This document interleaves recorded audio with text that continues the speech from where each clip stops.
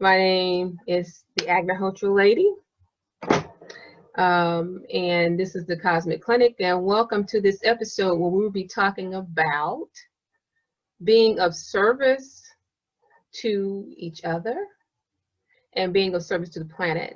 I did post up the Zoom information. If you'd like to come in with questions, you can come in with your audio, or you can come on video, or you can post your questions or anything any comments on any of the Facebook pages you may be watching from. Welcome, welcome. And so we're going to get started with the Veruti Mantra, which is like how I normally start off. And it seems like I'm so far away. So here we go.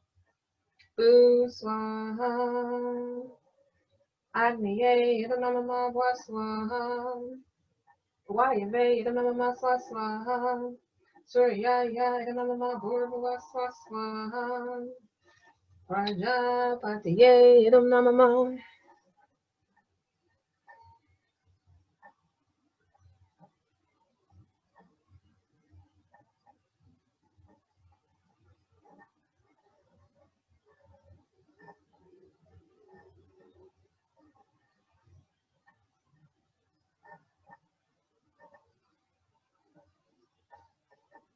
Okay, so we're ready to get started. So I hope everyone's been having a wonderful week, and it's been peaceful for you. It's been a couple of weeks since I've done a show, and I'm glad to be doing a show this Saturday, and I want to jump right into the topic. Okay, so it's been more and more things that I've been reading, and we've all been hearing about dealing with the environment, so many things dealing with climate change. I think recently I saw that there's a place in Mexico where there's a sinkhole and a house is right next to it, and it's going to engulf the house, and these people will say they're going to be homeless. They have no other place to go. That's one thing. And then I saw that Aaron Brockovich reported in Florida, and other news people have been, reporting as well too. She's not a journalist, but she does have a Brockovich report. But they've been saying about building this wall on the coast of Florida because things are sinking. They're talking about, I think it's going to be a 20-foot tall wall that's going to cost over $1 billion.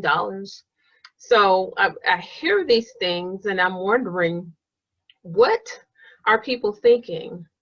Why don't you just deal with the cause of, these issues, as opposed to, especially in the Florida case, as opposed to trying to spend tons of money that, of course, people have to pay for through taxes and whatnot, to try to solve the things that we've messed up with our planet.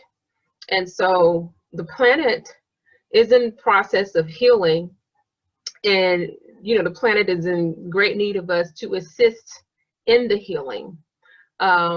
And we are to serve the planet. And so when I talk about being of service to each other, it starts with your teacher that's everywhere, and it's nature. Nature is the ultimate teacher. Nature is God, and God put all these things in place to remind us that we're connected to Him, Mother, Father, God, and to remind us of our place and our duties as caretakers.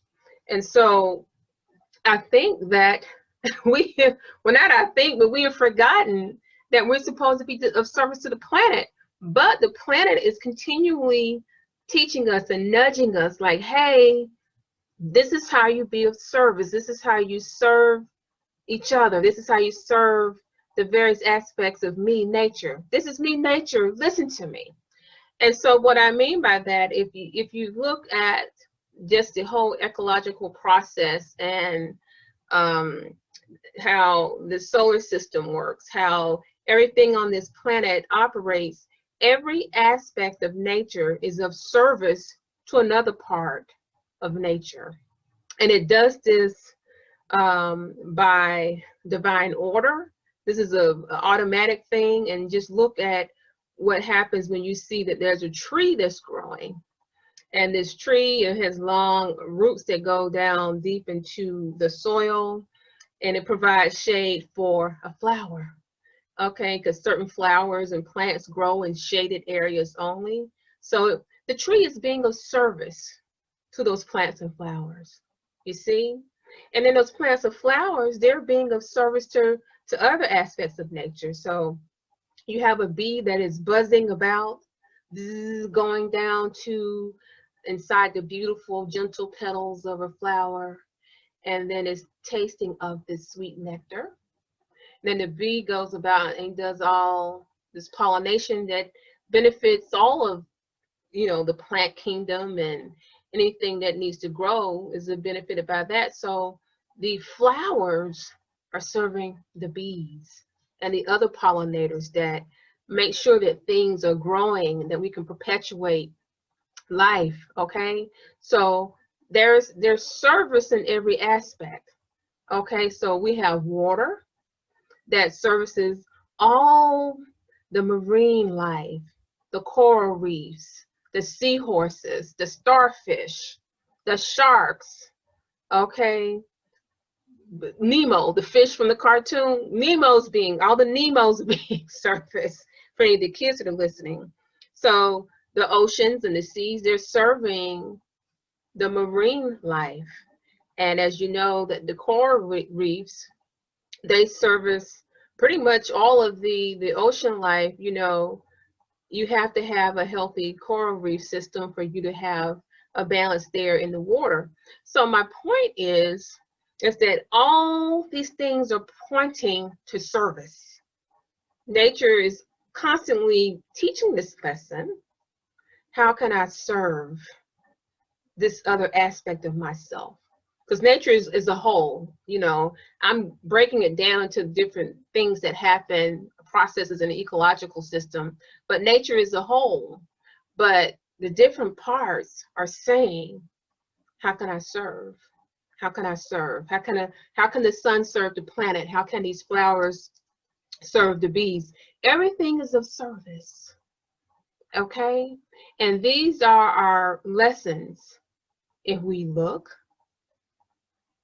listen, just observing all of this reminds you of your duty as a caretaker of the planet. And of course, when you see these things and you see it's done all the time, it's a everyday, every moment occurrence. This is how you pattern your life.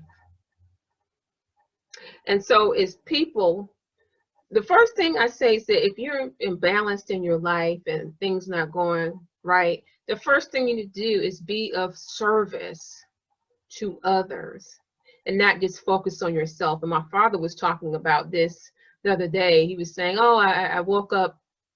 He said he woke up, as he said, feeling like a wet blanket hit him, which I'm not sure what that feels like, but that's what he said. But he says that he called to check on someone that had just had an operation. He didn't really know the person very well, but he wanted to make sure that they were okay. And he says that just doing that put his energy into a more positive mood, and it lifted him up. And he's pretty much in a good mood most of the time. But I thought it was very interesting that even when he woke up not feeling so positive, that he knew that being of service to someone else would be a way for him to service himself. So I want us all to be very cognizant of that being of service to each other, that's each of our duties. Okay, that's a duty that we have to fulfill. God, the Creator, put us on the planet to take care of each other and take care of the planet. We are caretakers. We are caretakers. We're not doing a very good job of being a caretaker of the planet, and that's why the planet is going through all this stuff. However, when there's this imbalance, when people are not being of service to each other, this is what happens, this chaos. And you've seen the headlines with um, needless violent occurrences and killings and things like that. And it's because we're a society where we move so quickly. We're chasing money. These jobs that many of us have, they're stressful. You know, you're moving so quickly and you work these long hours that you don't have time to be of service to others or to yourself, and to be reminded to take care of the planet. And I've talked about this often with Jason, other people in our family. I said, how in the world can you be close to God, the Creator, if you're busy working 50, 45, even 40 hours a week, and your whole life revolves around that job? Your only job as a human being is for you to learn your lessons while you're here on this planet, and to be of service to each other, and to make sure that you take care of the planet. And so one of the things that we've been talking about is that Agnihotra is a way for you to reset the planet's system and to reset yourself. And Agnihotra is what we teach at Shantivilla Institute and also at Shanti Atlanta, which is the Atlanta campus. And this is something that will liberate people into understanding on a higher level. So Agnihotra, which this Veruti Mantra is not Agnihotra, is done in the Carver pyramid and is done at sunrise and sunset. And so for those of you that are not familiar, when you do Agnihotra, you put certain substances inside the pyramid. You put dried cow dung. You put brown rice. Make sure it's unpolished. Can you see that? Just regular brown rice. And ghee. And by the way, dried cow dung does not smell. So, you know, once it comes out the cow, yes, before it's dried, it does smell, but dried cow dung doesn't have a smell. And so you put these substances inside the copper pyramid. And so at sunrise, when we chant a Sanskrit mantra, and there's a miraculous, beautiful healing that takes place, and it goes up 8 miles and a 2-mile radius. And there's an exchange between the sun and the pyramid, and then nutrients are put back into the atmosphere. So that's why Sri Charles, what we would always say, heal the planet, heal yourself, because you are the planet. Each and every one of us, we're not apart from it, separate from it. We are part of that. This healing that takes place means that everything is healed at the same time. And we're talking about on the subatomic level, because there is a science to Agnihotra. There have been many studies that have been done, not that many done in the United States where I live, but there have been many scientific studies that show that it cleanses the air. It cleanses all of these toxic particles out of the air. It cleanses the water. You don't have to buy bottled water anymore. You can take the ash, resultant ash from this, put it into a glass jug. Let me see if I have a glass jug over here. I don't have it nearby. Let it sit in the sun for 3 days, and it cleanses the water. So everything that we teach at Shantivilla Institute is based around this ancient Ayurvedic wisdom that's been lost, but now people are coming back to it for this modern world, because the time is now. So many things are happening. We need people to be aware and pay attention and really do the fire on a regular basis, because the earth is going through a change. I've talked before about we're going through Satya Yuga. And so there's a cleansing that's taking place, not just with the planet, but with individual people.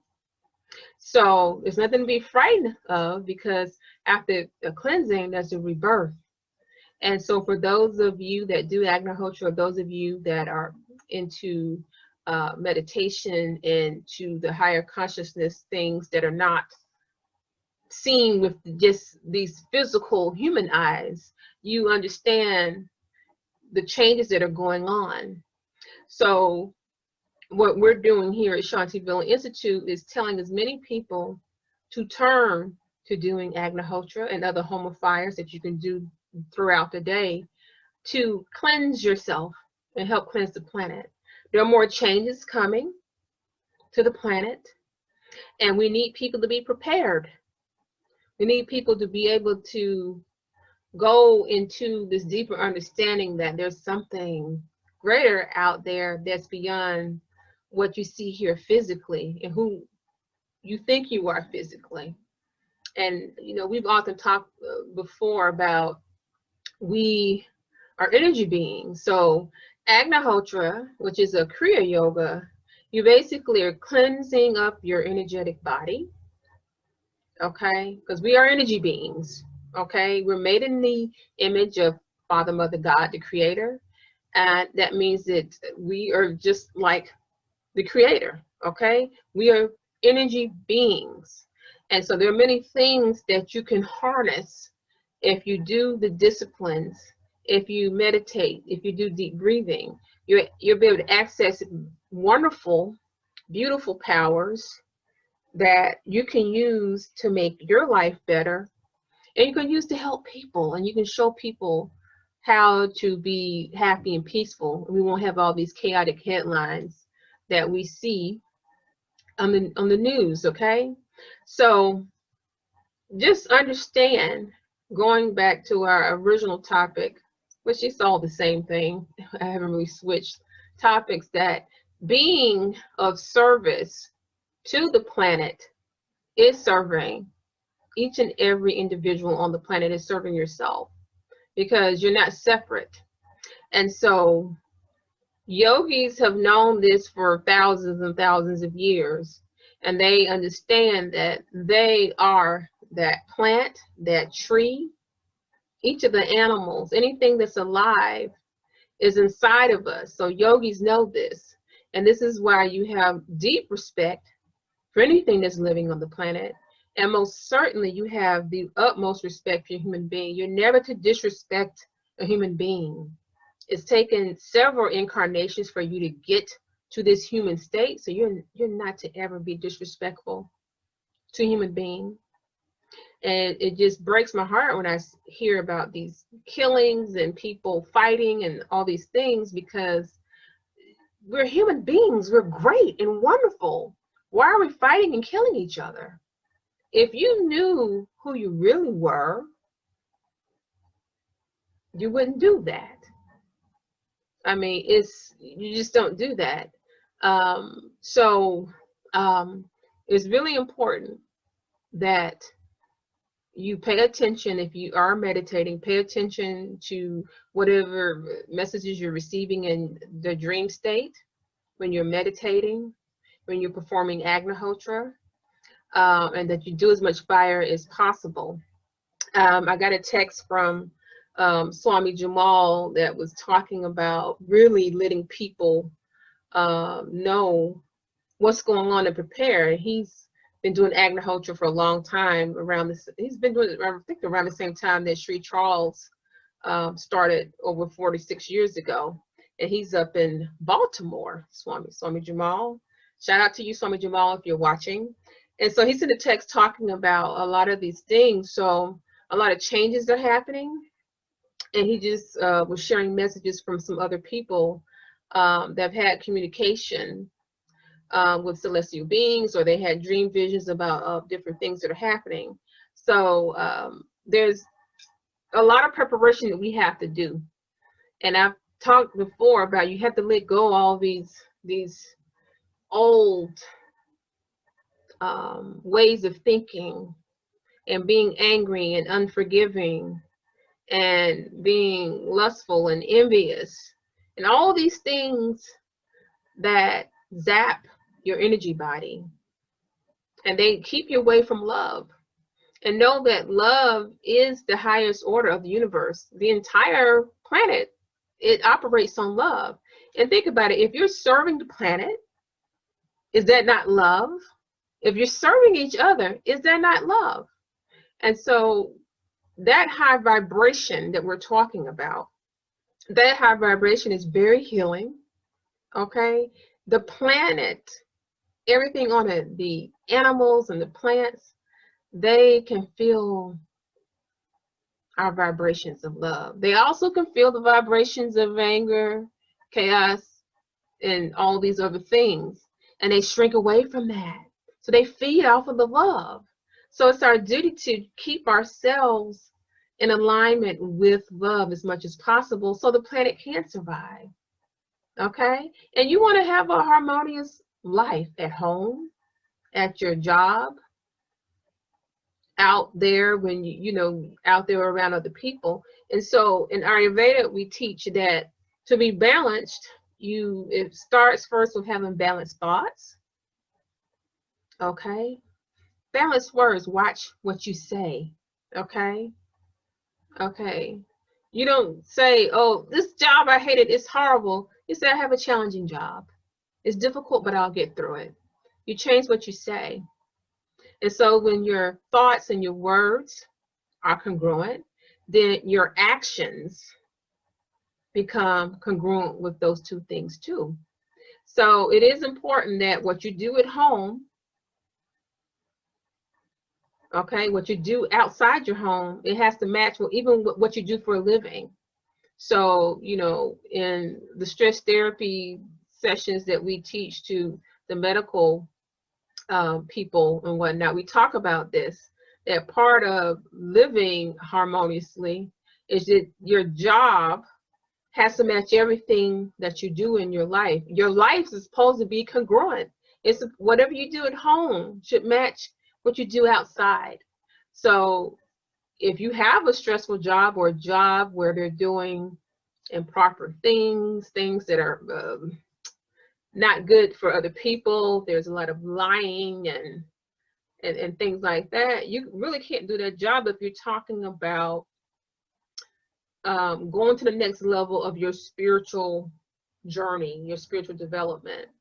So you have to surrender to having everything being focused on God, the Creator, and your higher purpose in life.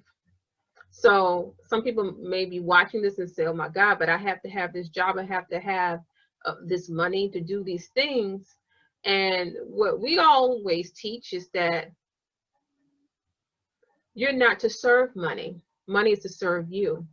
So whatever job that you have, it brings about money, which is a tool for you to do things for yourself and your family, for you to be of service to your family and to others. So it's coming back to being of service. And so a good example, and I think last time I talked about George Washington Carver. So he was a botanist and a conservationist. So I've talked about him several times, and he's right up the street from Shantivilla, buried there along with Booker T. Washington at Tuskegee University. And the reason why I constantly talk about George Washington Carver, because he was beyond being a scientist. He was a man of faith. He talked to the plants. He said the plants would tell him what to do. And he was a man of service. Okay, I was watching something on PBS where they really was really good. It was an old documentary on PBS from years ago. And they talked about how he was about helping the people. So he only had 3 patents out of all these peanut inventions and things that he did with soybeans. He only had 3 patents, and people often ask him, well, why couldn't you can make tons of money. Why do you only have 3 things? He said, I'm here for the people. So for those that are not familiar, look him up. I mean, he purposely moved to Tuskegee. I think he was, he went to Iowa State, graduated from there, and he could have just stayed there. He had a job there teaching. And but he knew that he needed to go to where the people needed him the most. And so in Alabama at that time, you had a lot of sharecropper families. And so they, because they were monocropping with cotton, That was not good for the soil. So he was the original regenerative farmer. He was like, listen, you plant these soybeans and these peanuts and these sweet potatoes. This is how you regenerate the soil. Stop monocropping with the cotton. You know, of course, we already know that was about money. Plant just one thing forever, okay, using slaves, and because it's about the money, but it was not good for the soil. And also, too, he understood, too, that you needed to have something more than that one thing to depend on for your livelihood. So he was creating other things that the farmers could sell. And so he would go around teaching the farmers, no matter what awards he got, or I mean, he was good friends with Henry Ford and all this stuff, and people offered him tons of money to go elsewhere and do other stuff, but he understood that he was to be of service to the people. Okay, so if you would like to go, I don't even know the name of that documentary, but it's an old PBS documentary, and it really talks about, that's what he was about. You know, he was about being in tune with nature, listening to the plants, so he could do what God had intended for him to do, what he was born to do. And like I said, he was a conservationist. I mean, he was the very first environmentalist, I would say, because he was about that soil. And if you look at pictures of him touching the plants and doing this stuff, he just had such a gentle look in his eyes. Like he understood he was that plant, and that plant was him. He understood that. I said, yeah, he was a yogi. George Washington Carver was a yogi. So that's a good example of him serving people. And as a matter of fact, from what I understand, because him and Booker T. Washington bumped heads a lot, he tried to leave from teaching there, and no one ever took his resignation seriously, and he stayed there. So I don't think he stayed there because, you know, they, you know, said, you know, they ignored him. He stayed there because he understood the bigger picture. Okay, so this is what we have to do. We need to look at the bigger picture with where our planet is concerned. We need to think, be in the mindset of George Washington Carver. And there are other people besides George Washington Carver that are about conserving the planet. You have Jane Goodall. We have other people that are not quote unquote environmentalists or scientists like that are about taking care of the planet, being of service to the planet. So that's really what we wanted to share with you this evening. So pay close attention. Go outside in the morning time. Listen to what the birds are saying to you and to each other. Look at what's happening.